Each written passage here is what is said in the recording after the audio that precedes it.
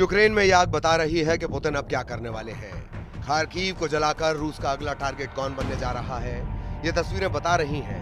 Capital Kyiv के बाद Zelensky के सबसे अहम शहर खार्किव का ये हाल किया है रशियन मिसाइल और ड्रोन ने। परमाणु बेस पर हमले के बाद यूक्रेन पर रहम के लिए अब पुतिन के दिल में कोई जगह नहीं। खार्किव पर 9 ड्रोन और 2 मिसाइल दागी गईं और देखिए क्या हाल हुआ। हर तरफ आग और आग बुझाने की कोशिश लगातार जारी है, लेकिन ये आग इसलिए नहीं बुझ रही क्योंकि 3.25 साल के युद्ध में शोलों की तादाद बढ़ती जा रही है। पुतिन ने 3 शहरों को टारगेट बनाया, खार्किव, सुमी और ओदेसा। एक ही रात में करीब 100 ड्रोन से अटैक किया गया। यूक्रेन का दावा है कि 36 ड्रोन गिरा दिए गए, 25 जाम कर दिए गए, लेकिन बाकी अपने टारगेट पर जाकर फटे।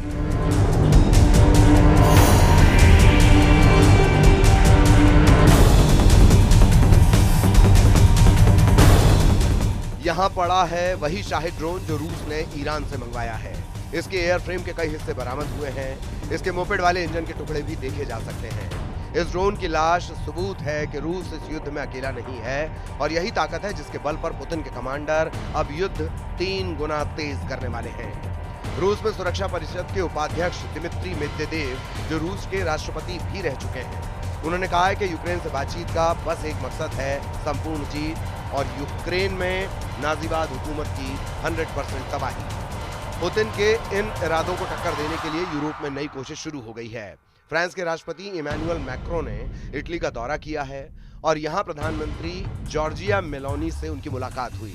दोनों के बीच यूक्रेन को लेकर काफी देर तक बात हुई है, यानी पुतिन के खिलाफ यूरोप में लगातार सीक्रेट मीटिंग हो रही है और बहुत ही गोपनीय प्लान तैयार हो रहा है।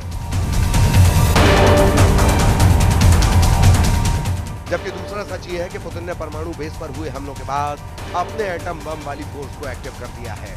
पुतिन के मिसाइल बेड़े में ऐसे खतरनाक हथियार हैं जो पेरिस से लेकर रोम और लंदन से लेकर वॉशिंगटन डीसी तक सब कुछ फेंक डाल सकते हैं। यूक्रेन के सरेंडर के लिए पुतिन की 4 डिमांड है। रूस चाहता है कि यूक्रेन अपने पूर्वी इलाके को खाली कर दे, वहां से हट जाए। दूसरी मांग कि यूक्रेन निष्पक्ष हो जाए, यूक्रेन की सेना की तादाद सीमित रहे और चौथी डिमांड कि यूक्रेन में चुनाव हो, नई सरकार बने। जाहिर है पुतिन यूक्रेन को मार भी रहे हैं, सहला भी रहे हैं और उसकी आंखों में आंखें डालकर ये भी कह रहे हैं कि पूरी तरह तबाह होने से अच्छा है रूस की बात मान ली जाए। नहीं तो जो ट्रेलर मई में दिखाया और जून की शुरुआत में दिखाया जा रहा है, वही पिक्चर पूरे 2025 में बना दी जाएगी। इसीलिए नए हमले को यूक्रेन में खूनी मंगलवार कहा जा रहा है।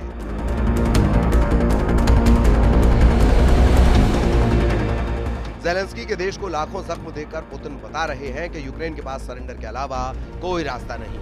पुतिन के सामने चाहे ट्रंप हो या फिर उनका मिलिट्री ग्रुप नेटो, रूस किसी भी कीमत पर यूक्रेन को बख्शने वाला नहीं है। ये पुतिन का लगातार सबसे बड़ा प्रहार है। खार्किव पर ऐसे हमले हो रहे हैं जहां आग लगाकर दहक रही है। ये पुतिन का गुस्सा है जो आउट ऑफ कंट्रोल हो चुका है। ये दावा ऐसे वक्त किया जा रहा है जब पुतिन ने यूक्रेन को पूरी तरह रौंदने का फाइनल फैसला कर लिया है, क्योंकि अब सीधा राजधानी कीव पुतिन के टारगेट पर आने वाली है। इसका इशारा पुतिन और उनके सबसे करीबी दिमित्री मेदवेदेव की नई रणनीति से पता चलता है। पुतिन के टारगेट पर हैं यूक्रेन के 2 बड़े शहर खार्किव और सुमी। यहाँ रूस बनाना चाहता है बफर जोन, लेकिन ज़ेलेंस्की बता रहे हैं इससे पुतिन का किल जोन, जहां से कोई बचकर नहीं निकल पाएगा। रूस के बॉर्डर के पास बफर जोन बनाने का फैसला हो चुका है। दुश्मन के मोर्चे को खत्म किया जा रहा है, ये काम जारी है। पुतिन बता चुके हैं कि यूक्रेन के कई फायरिंग पॉइंट यानी कई मोर्चे पर ताबड़तोड़ हमले किए जा रहे हैं और उनको जल्द से जल्द उखाड़ फेंकने की कोशिश है। रूस ने अब तक सुमी के आसपास दर्जनों गांवों पर कब्जा कर लिया है। कई और गांवों और कस्बों का सामने का युद्ध चल रहा है। पुतिन के टारगेट पर यूक्रेन के पूर्वोत्तर में ट्रिपल सिटी है।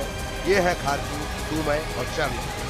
अगर इनके आसपास पुतिन बफर जोन बनाने में कामयाब होते हैं तो समझ लीजिए फिर यूक्रेन की राजधानी तक पुतिन की रेंज होगी और फिर ज़ेलेंस्की का सबसे मजबूत किला कैसे ढह जाएगा, इसका खतरा नेटो से लेकर व्हाइट हाउस तक फैल चुका है।